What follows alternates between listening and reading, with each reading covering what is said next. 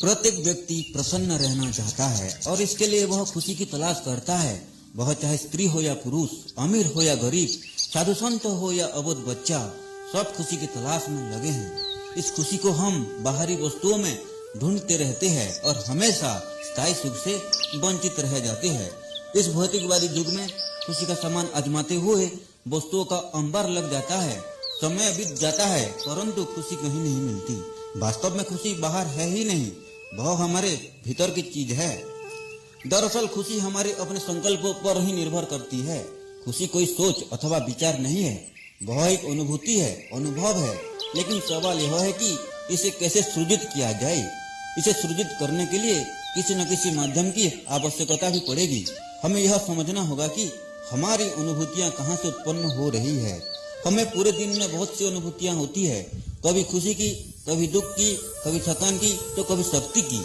दरअसल हमारी अनुभूतियों के केंद्रों में हमारे विचार व संकल्प होते हैं। जब आपको कोई फूल दिखता है तब आप पहले विचार उत्पन्न करते हैं कि कितना सुंदर फूल है। फिर हमारे अंदर खुशी की अनुभूति होती है। यदि फूल को देखकर आप में कोई विचार नहीं आता तो आपको कोई अनुभूति नहीं होगी। विचार का सृजन होते ही अनुभूति का भी सृजन होता है। हो सकता है कि जो फूल आपको सुख दे रहा है उसे देखकर मैं नजरअंदाज कर जाऊं, तब मुझे सुख की अनुभूति नहीं होगी। फूल वही है जो आपको सुख दे रहा है, वही मुझ पर कोई असर नहीं पड़ रहा है। मैंने अनुभव ही नहीं किया कि वहाँ पर बहुत सुंदर फूल लगा हुआ है। फूल तो सुंदर है लेकिन मैंने अपने विचार में उसकी सुंदरता को सृजित नहीं किया, इसलिए मुझ पर कोई सुंदरता या सुगंध का प्रभाव नहीं पड़ा। लेकिन यदि आपको वह फूल सुख दे रहा है तो वह आपके कारण ही है। आप वहाँ रुके, आपकी चेतना सक्रिय थी, आपने तुरंत फूल के सुंदर और सुगंधित होने का विचार तैयार किया। आपने पहले विचार को जन्म दिया, फिर अनुभूतियों का आनंद लिया। आप एक दिन अपने विचार प्रक्रिया और अनुभूतियों पर ध्यान देकर देखिए कि क्या होता है। प्रक्रिया का क्रम यही मिलेगा। यह प्रक्रिया लगातार चलती है और हमें सुख दुख की अनुभूतियाँ देती है। आप तभी तक उस अनुभूति को महसूस करते हैं जब तक कि आपका विचार भंग नहीं होता। विचार भंग होते ही अनुभूति का परिदृश्य भी बदल जाता है। मान लीजिए आप फूल पर मोहित होकर सुख उठा रहे हैं, लेकिन तभी किसी ने आकर कुछ कह दिया। अब आपके विचार उस व्यक्ति की बातों की तरफ मुड़ गए। हमारी सोच की प्रक्रिया बदल गई। फूल अब भी वही है लेकिन अब वह आपको कोई अनुभूति नहीं दे रहा है। यह भी हो सकता है कि किसी सुंदर फूल को देखकर आप सोचे कि मेरे पति शादी की शुरुआत में ऐसे फूल लाया करते थे और अब नहीं ला रहे हैं। इस विचार से आपको दुख की अनुभूति भी हो सकती है, जबकि फूल वही है, सुंदर भी है।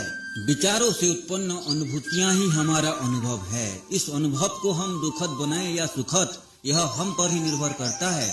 हमें अपने विचार को परिष्कृत करना होगा ताकि हम सुख का अनुभव कर सके और दुख की अनुभूति हमें न हो। मैं अगर कहूँ कि आप तो बहुत अच्छे हैं तो इस विचार से मुझे भी अच्छा महसूस होगा और आपको भी। वहीं यदि मैं कहूँ कि आप बुरे हैं, कभी भी धोखा दे सकते हैं, तो मेरे ऊपर बुरा अनुभव देने वाली अनुभूतियां हावी हो जाएंगे। आपको भी यह वाक्य सुनकर दुख की अनुभूति होगी।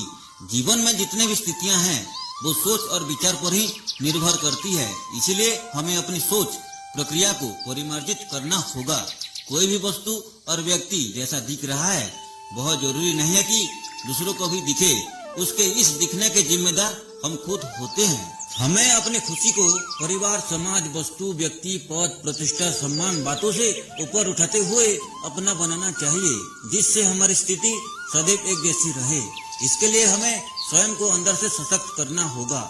मेडिटेशन को अपने जीवन में से खुशी की अनुभूति हमारे जीवन का अंग बन सकती है।